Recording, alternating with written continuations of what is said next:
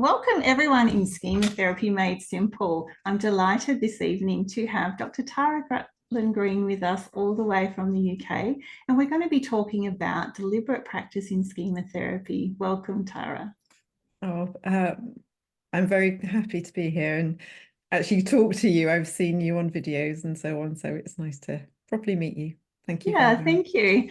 So for those of you who don't know Tara, Tara is a consulting clinical psychologist and she's an ISST accredited trainer and supervisor. She offers schema therapy training for accreditation, both in online and in-person formats. And she's got a strong focus on deliberate practice and has some training offerings around that as well.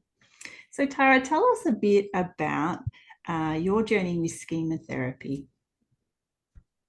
Well, it started quite a long time ago, 30 years in fact. Wow.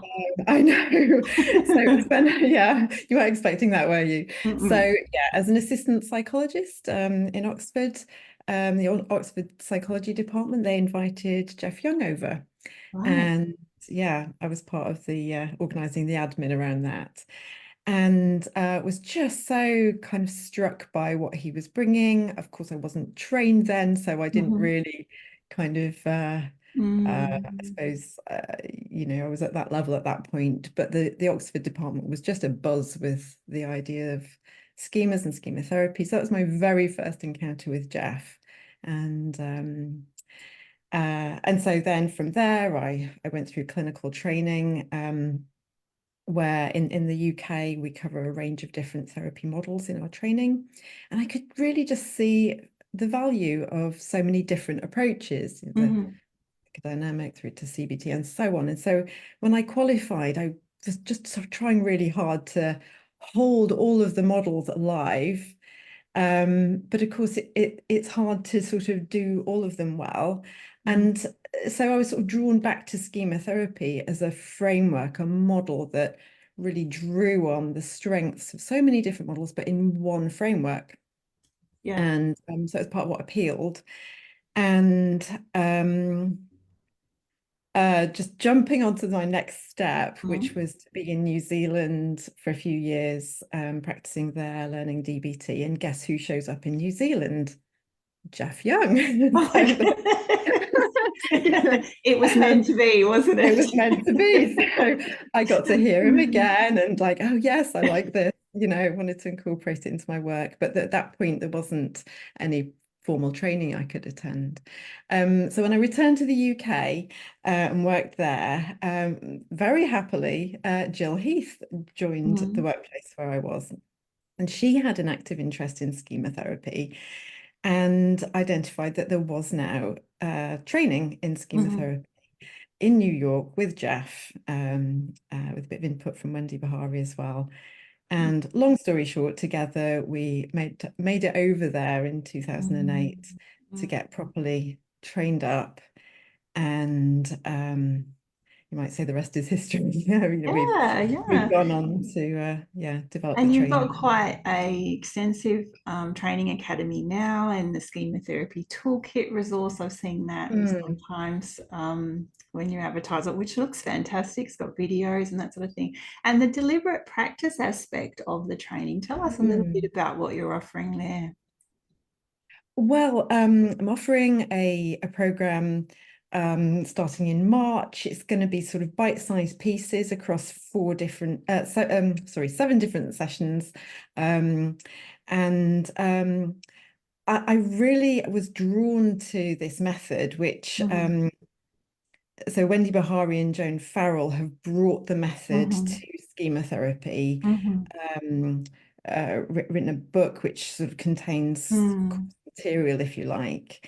And I was really drawn to it because I don't know about you, but I know in learning, well, any skill, in fact, but certainly therapy, it's that how-to piece Mm. that I've tended to find kind of missing in the sort of basic trait. Well, not missing, but I suppose a lot of us, when we're learning a new therapy model, um, learn the theory, get the understanding, but it's sort of, we encounter those moments where it's like, oh no, how do I actually apply this right now?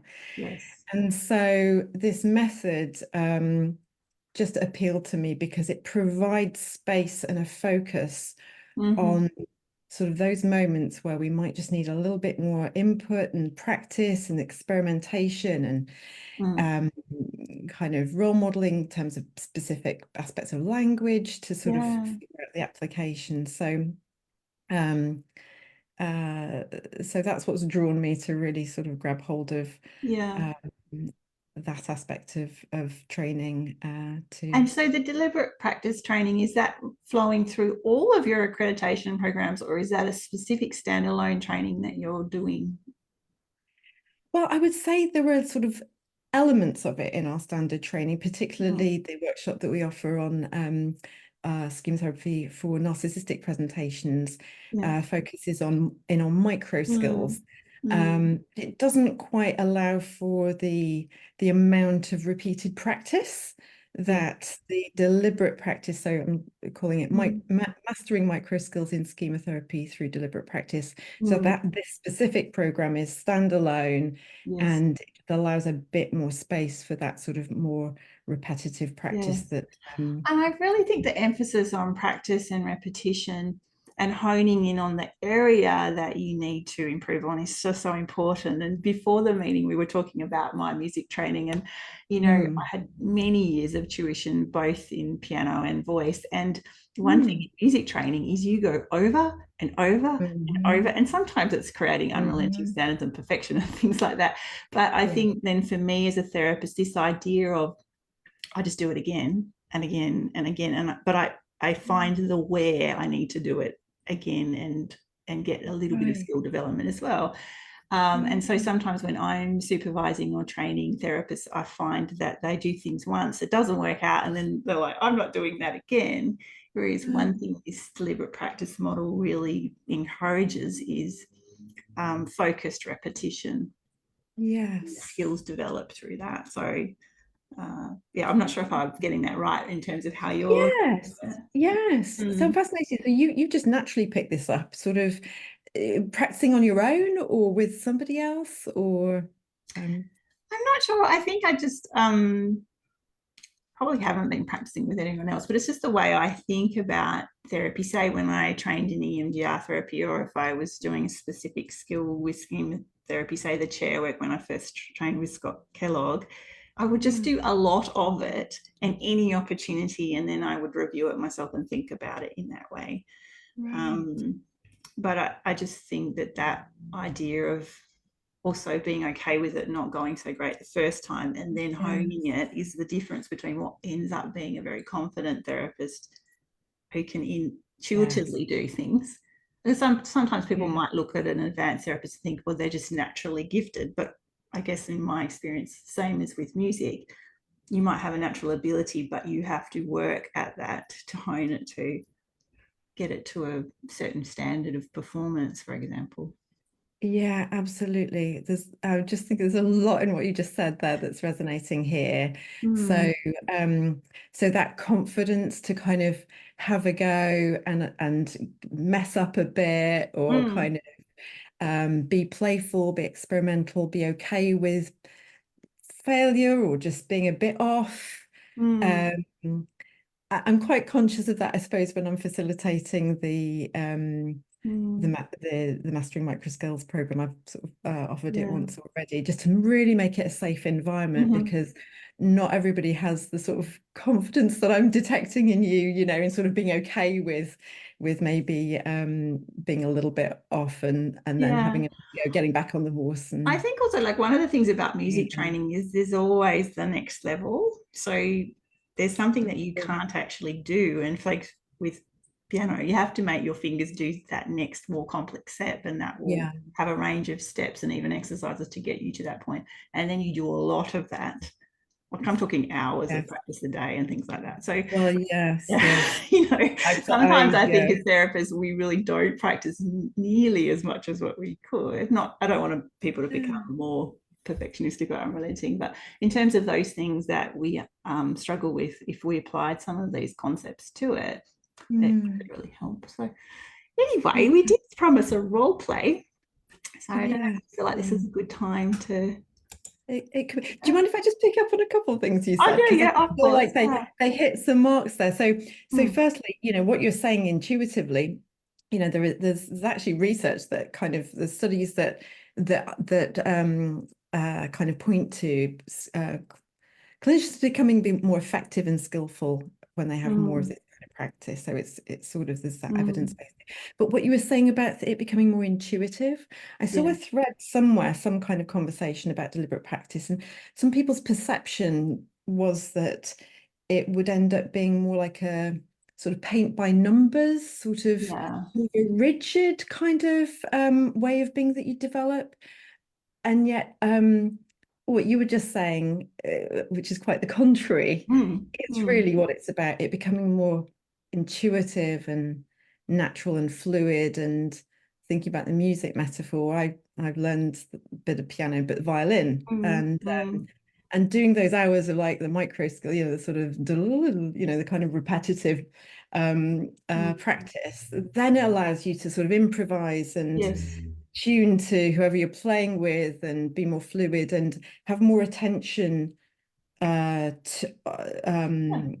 attentional capacity to tune in and listen and right. Because be you more don't, externally focused. yeah, you've mastered some components of it, and so the rest of it, and your mind is prepared, I guess, in thinking in a therapy term. But it's Exactly. the same as like a piece of music. You sort of have to know it well enough to know what's coming and apply the things, and so I Yes, think yes. there's I was a thinking more lot about in it. But yeah, certainly I've seen yeah. the same sort of research for therapy. And that often what's happening these days is we're getting very focused on learning new technique, new technique, new technique, but nobody's actually Mm, honing those skills that will create the fluidity across mm, all of the models as well. So even at yeah. the registrar level training for clinical psychologists, they're looking at that too.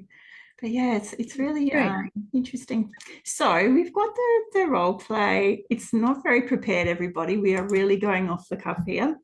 Um, so would you like me just to start being in the client role, Tara, or do you want to explain a little bit about what people can expect from the role play before we jump into it?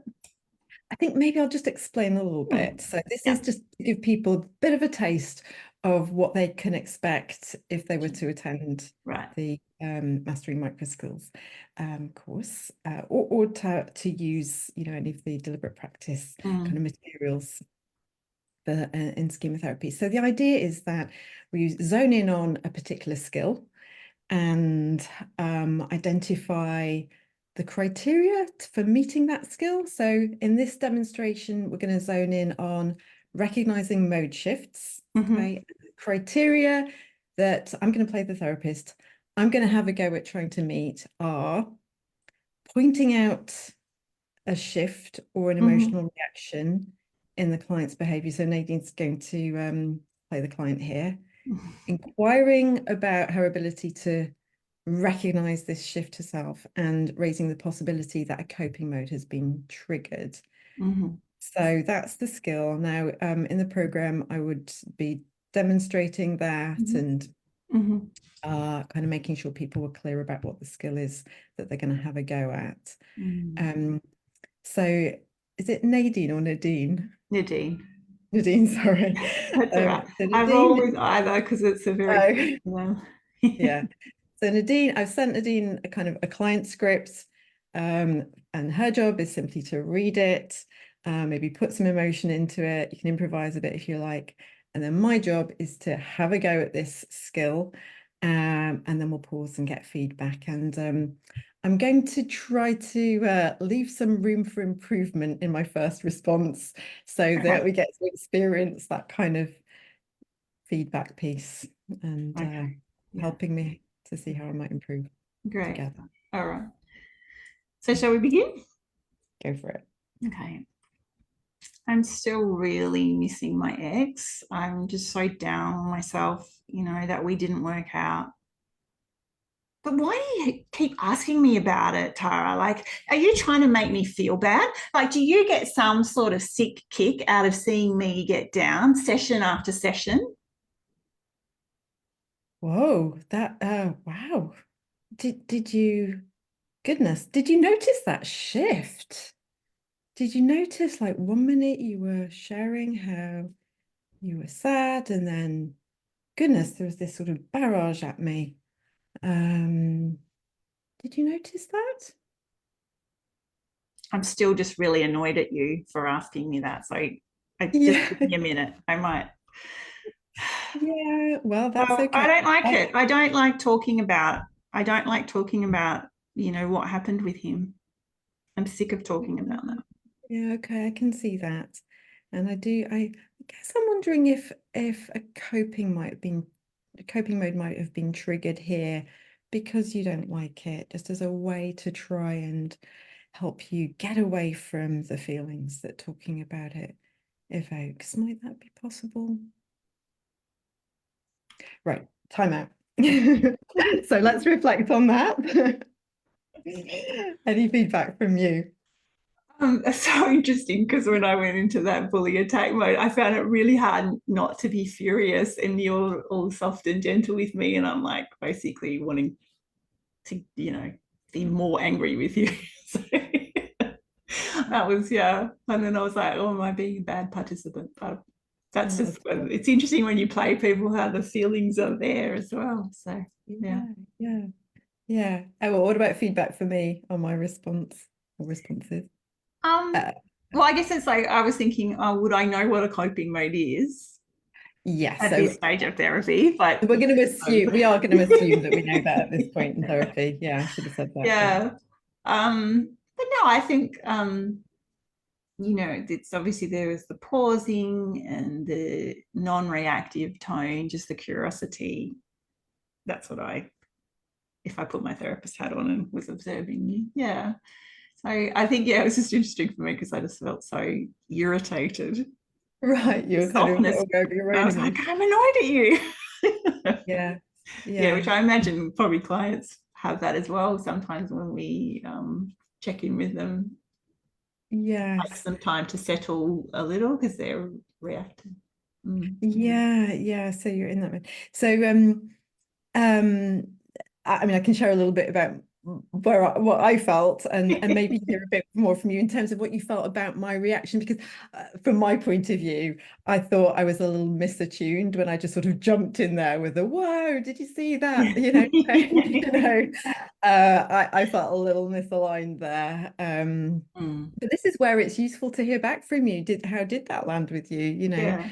It's my Well, sense that's of probably like that is the what's causing the ongoing irritation, because it's like, oh, now she's coming at me with this, oh, notice this, and I'm like, no, I'm annoyed. yeah. Even though it is a coping mode, I think the coping mode thinks it's right in that moment.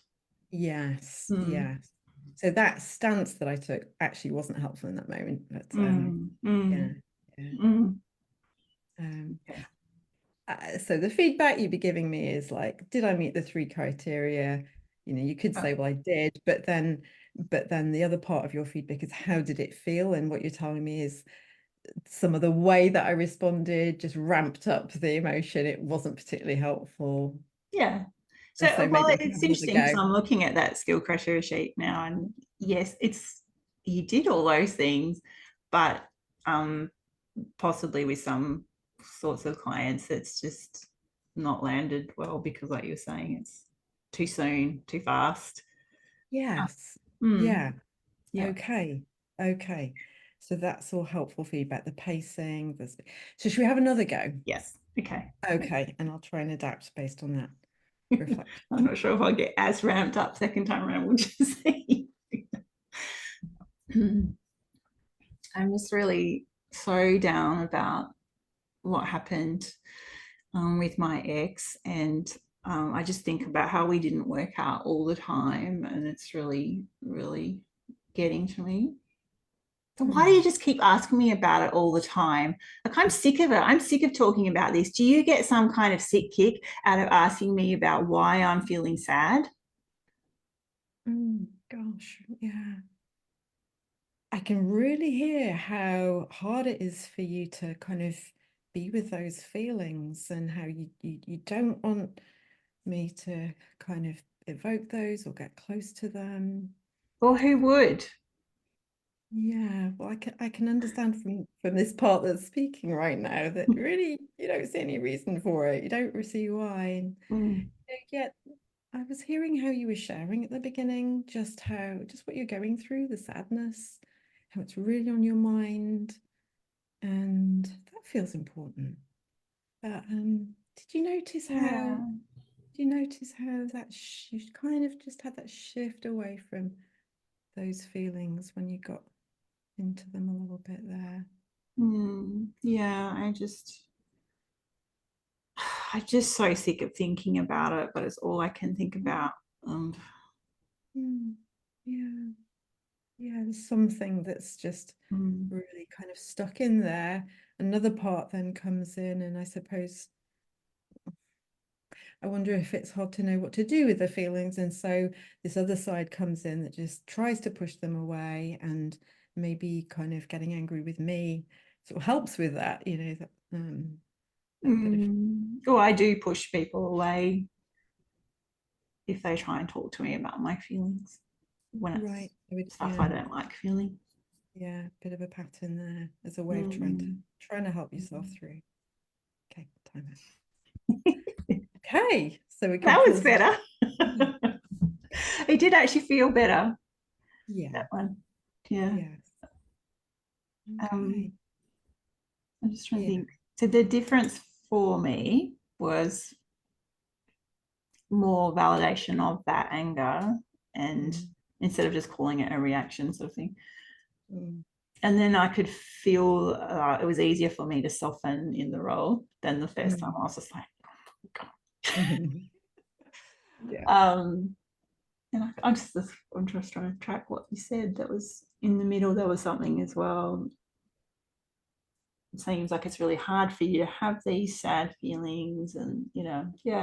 So it was just paced differently, but more of the attunement to what the client was actually feeling, even though it was coming from the coping mode, their anger. Mm, Yeah, mhm, mm. yeah. Cool. Any room for improvement? Anything that I could learn to improve? Oh, um, I was just finding this really curious about how full of the feeling I get when I play the role. So then it's hard to put on Yeah. the cognitive brain Yeah. and go, what was she doing and what was she thinking? Well, Which is that's probably what really happens for interesting. participants in training as well.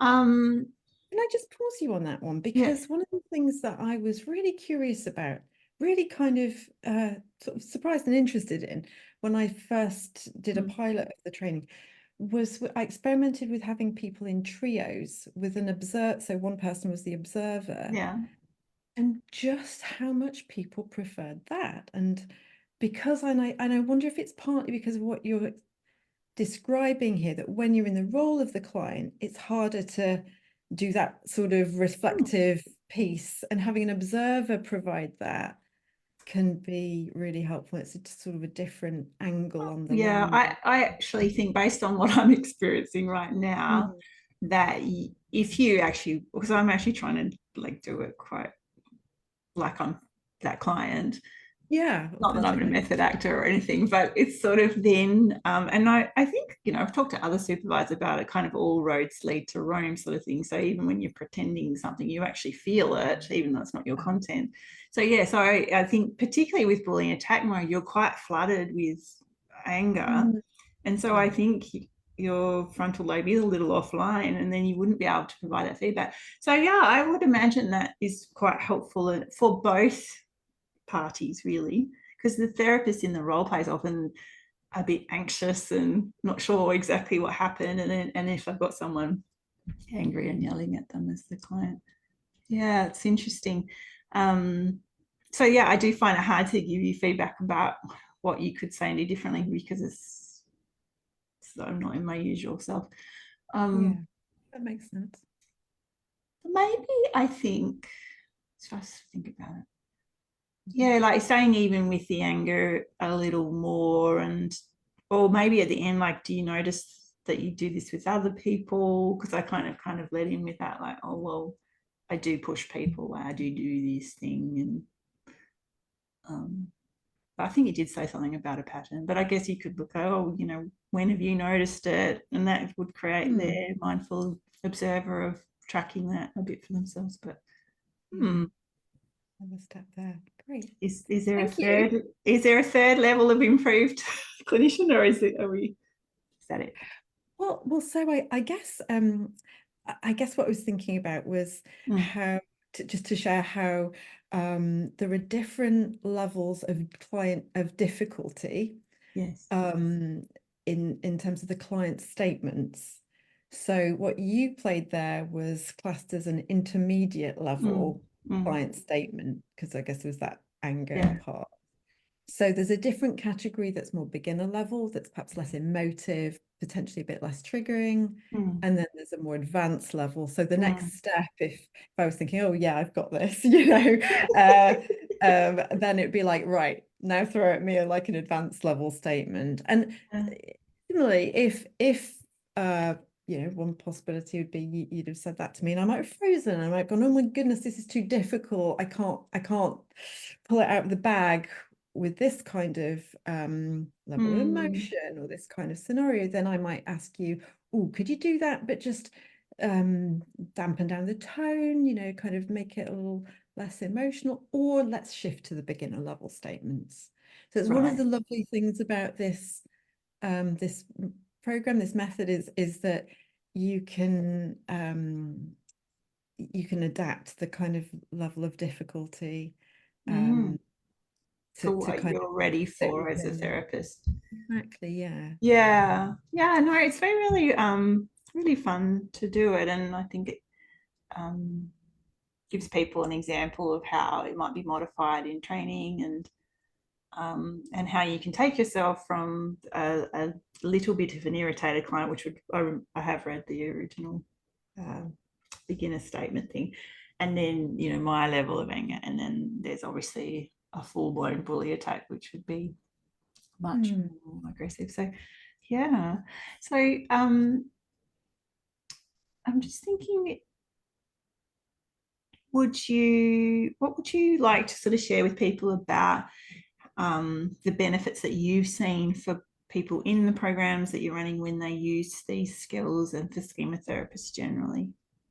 Well, the feedback that I've got is kind of various. One is some of the things that we've already said, just sort of having that skill much more ready to hand, so it's more natural.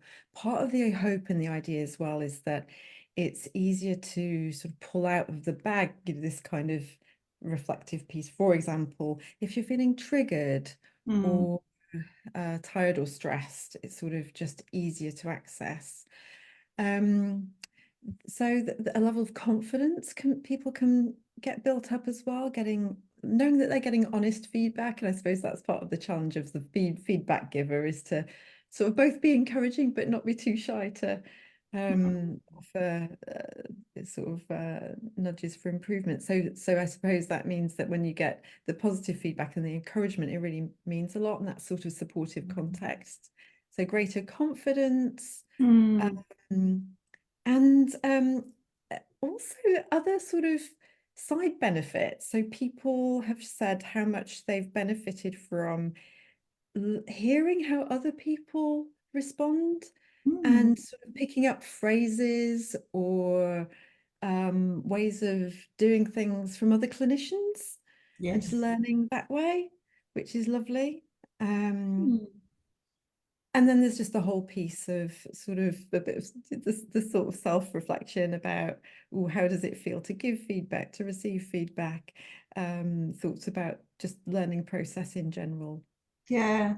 And so one of the things that I think could be quite challenging about this is therapists' capacity to handle feedback that isn't just supportive and encouraging, because some people, I guess their vulnerable child modes get triggered around that and they feel defective really quickly. But to master something, you also have to know what isn't going so well. And I'm not saying that we're mean or cruel about the feedback, but sometimes I think people can be too shy to give feedback because they're worried about hurting people's feelings, but really it's the only way to actually upskill is if you can say, well, this is a weak area of mine. Everybody's got a little bit of a weakness area, or just I'm new to this, so of course I don't know this. And that's where the honed repetition and the reflective practice is going to come in and help me there. So I'd encourage everyone who's been listening to this today to think about that in themselves, like to be more open to hearing things that weren't 100% fantastic either, because we really don't grow with just being told you're amazing all the time. And we kind of know that, but then sometimes we don't tolerate the other types of feedback that well either. But I mean, I can imagine just based on meeting you today how sensitively you're able to give that feedback, so that is something that people can work with as well, Tara. So I'm sure. I really hope so. I think because everyone sort of is a bit vulnerable in this kind of setting, I think there's a real sense of kind of supportiveness as That's right. And I think, one of the things I sort of encourage people to think is we're not there to win the title of best therapist. We're all there to learn something new, and we shouldn't be going in thinking my competence is on trial today. I'm just at a workshop. And then also we can all be kind of kind to each other by not being the worst client ever in a role play.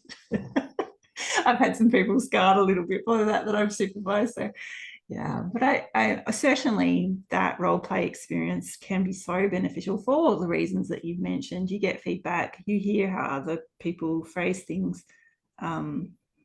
And one of the things that certainly I've learned a lot from schema therapists, including Wendy Bahari, is the phrasing of difficult things in a way that people can absorb them, and that I feel confident and comfortable to say. I think one thing I remember she taught me was to say that it's okay to say, I'm just going to take a pause, and then respond, instead of freezing and taking that pause and then thinking, oh no, I haven't said something, but sort of being quite open with clients who have perhaps triggered you or whatever to say that. So we can all learn a lot by listening to how other people deliver things. So yeah. Well, so tell us a bit about the next round of the deliberate practice training for those people who are interested in jumping on board and hearing and learning more about this. So we kick off on the Monday, the 4th of March. Right. So it'll be a series of 1 hour, 50-minute slots. And we'll zone in on one or two skills in each of those sessions. And there'll be, I think it's about a week break. So you'll find the dates on the website, which is the Schema Therapy Associates.training website. Yeah. And I've kind of chosen a time that would hopefully make it available to people across various time zones. Okay. Sadly, not Australia, unless you're a nocturnal being and want to be up in the middle of the night doing this. So it's more for the central time zone and the American time zone. Is that kind of their sitting? Yeah. Okay. Yeah. Well, I'm sure it will be very helpful. And you're welcome to send me the links for the post, and I'll pop them at the top. Not the post, the training links, and I'll pop them at the top of the post and also in the comments, so people who are looking for it, they can find it there. It's been my absolute pleasure to be with you today and to be your angry client. So, yeah, was there anything you wanted to finish up with before we say goodbye to the group? Well, just to say, because I know there is such a wonderful body of schema therapists in Australia.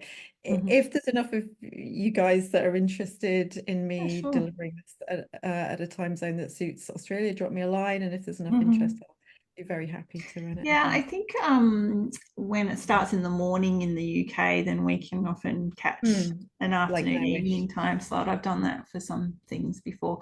So yeah, definitely, we can sort of keep that in mind. The group is actually international and has a lot of people from all over. So hopefully you'll get some people along to the next round starting March 4th. So thank you everyone for being with us, whether you're here live or whether you're watching the recording.